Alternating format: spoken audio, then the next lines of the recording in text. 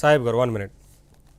కోటేశ్వరరావు గారు, ఇప్పుడు నర్సరావుపేటలోనే ఉండాలంటూ కోర్టు ఒకవైపు ఆదేశం ఇచ్చినప్పటికీ ఇప్పటి వరకు ఎక్కడున్నారో అడ్రస్ లేదు, పోలీసులు కూడా ఎక్కడ ఈ విషయం గురించి మాట్లాడటం లేదు. మరొక కేసు అయితే నమోదైంది, హత్యాయత్నం కింద కేసు నమోదైన నేపథ్యంలో ఒకవేళ ఈ కేసులో ఏమైనా అరెస్ట్ చేస్తారా? ఎందుకంటే ఇప్పటి వరకు మనకి ఈవీఎంలో ధ్వంసం చేసిన ఆ కేసుకు సంబంధించి మాత్రమే ఈ మధ్యంతర బెయిల్ అనేది ఉంది.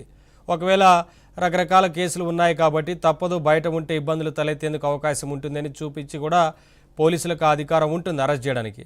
ఇటువంటి ఏమన్నా జరుగుతాయని ముందే ఊహించి అక్కడ కనపడకుండా తిరుగుతున్నారా, లేదా ఉన్నతాధికారులను ఎవరన్నా సహకరిస్తున్నారా? ఎందుకు నరసరావుపేటకు రాకుండా ఎక్కడ ఉన్నారు? ఇలా అనేక ప్రశ్నలు ఇవాళ ప్రజల ముందున్నాయి కదా. అంటే ఇక్కడ మనం హైకోర్టు ఇచ్చినటువంటి ఆదేశాన్ని చూసినప్పుడు ఆయన ఆ జిల్లాకి లేదా మన నియోజకవర్గానికి వచ్చేట్లయితే నరసరావుపేటకు పరిమితం కావాలి అనేటువంటి ఆదేశం ఉంది తప్ప నరసరావుపేటకే పరిమితం కావాలి, ఇతర రాష్ట్రాలకి లేదా ఇతర ప్రాంతాలకి లో ఉండకూడదు అనేటువంటిది ఒక సాంకేతిక పరమైనటువంటి అంశం అందులో ఇమిడి ఉంది. అందువల్ల నరసరావుపేటలో లేరని చెప్పలేము, అలాగని నరసరావుపేటలో ఉన్నారని కూడా చెప్పలేము. ఎందుకు అంటే హైకోర్టు ఇచ్చినటువంటి ఆదేశాల ప్రకారం ఎక్కడ ఈ కేసు గురించి మీడియాతో కానీ లేదా ఇతరత్ర ఏ విధమైనటువంటి సంభాషణలు జరపడం కానీ లేదా తన అనుచరులతోటి సమావేశాలు నిర్వహించడం ఇటువంటివన్నిటిని కూడా హైకోర్టు ఆంక్షలు విధించింది. అందువలన ఆయన లేరని మనం చెప్పలేము. పోలీసులు అరెస్ట్ చేయనంత మాత్రాన్ని నర్సరావుపేటలో లేరని చెప్పలేము. అరెస్ట్ చేయడానికి యాంటిసిపేటరీ బెయిల్ ఉన్నది జూన్ 6వ తారీఖు వరకు. అందువల్ల పోలీసులు ఎట్లా అరెస్ట్ చేస్తారనేటువంటి ప్రశ్న వస్తుంది. రెండోది 307 కేసు కొత్తగా నమోదైంది అంటున్నారు.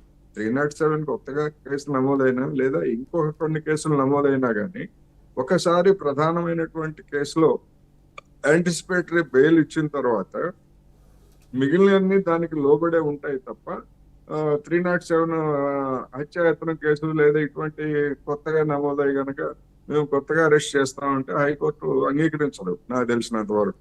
అందువలన హైకోర్టు ఆయనకి ఓ రక్షణ ఇచ్చింది, ఆయనకే కాదు మిగిలినటువంటి అభ్యర్థులకి. అంటే సార్ ఒకటి ఇక్కడ ఒక ప్రశ్న వస్తుంది కదా, ఈవీఎంల ధ్వంసం కేసు ఒకటి, హత్యాయత్నం కేసు జరిగినప్పుడు రేపటి రోజున కౌంటింగ్ ఉన్న నేపథ్యంలో ఇంకా ఇటువంటి ఘటనలకు దారుణాలకు పాల్పడే అవకాశం ఉంటుంది, ఇటువంటి విషయాల మీద పరిగణలోకి తీసుకోండి అని అధికారులు కూడా అడిగేందుకు ఛాన్స్ ఉంటుంది కదా. మరి దాని నుంచి తప్పించుకోవడం కోసం ఏమైనా విదేశాలకు పారిపోయారా అన్న డౌట్ వాళ్ళ టీడీపీ వ్యక్తం చేస్తోంది కదా. అది మీరు అన్నట్టుగా అధికారులు ఆ విధంగా అడగరు. అధికారులు కాదు అడగాల్సింది, ఆ విధమైనటువంటి అడగాల్సింది పార్టీల వాళ్ళు లేదా బాధితులుగా ఆయన గతంలో దౌర్జన్యాలకు కానీ లేదా ఆయన నుంచి ప్రమాదం వచ్చినటువంటి వాళ్ళకి కానీ ప్రమాదం వస్తుంది అనుకున్నటువంటి వాళ్ళు అడుగుతారు తప్ప పోలీస్ యంత్రాంగం ఆ విధంగా అడిగేట్లయితే పోలీస్ యంత్రాంగం చేతులు ఎత్తేసినట్టు. అందుకని పోలీస్ యంత్రాంగం వైపు నుంచి అటువంటి విజ్ఞప్తి హైకోర్టు మరి కొంతమందిని బైండ్ ఓవర్ చేయాల్సిందే కదా, లా అండ్ ఆర్డర్ అంతా సక్రమంగా ఉండాలంటే. ఇప్పుడు నవీన్ గారు మనము మన విమ్సన్ ఫ్రాన్సిస్ కి అనుగుణంగా కాదు కదా, ఒక చట్టం ఉంటది, ఆ చట్టానికి భాష్యం చెప్పేటువంటి న్యాయమూర్తులు ఉన్నారు, వాళ్ళకి సంబంధించినటువంటిది. ఒకవేళ ఇదే కనుక అనుకోండి హైకోర్టును అప్రోచ్ కావచ్చు తెలుగుదేశం వాళ్ళు కానీ లేదా బాధితులుగా ఉన్నటువంటి వాళ్ళు కానీ జూన్ 6వ తారీఖు వరకు ఉండక్కర్లేదు. ఈ బెయిల్ నిన్న వివరాలన్నీ అప్రోచ్ అయ్యారు కాబట్టి ఆ కేసు అన్న నమోదు చేశారు ఈ హత్యాయత్నం కింద. లేదంటే మొన్నటి వరకు అసలు ఈవీఎంలే గుర్తు తెలియని వ్యక్తులు ధ్వంసం చేశారని రాశారు.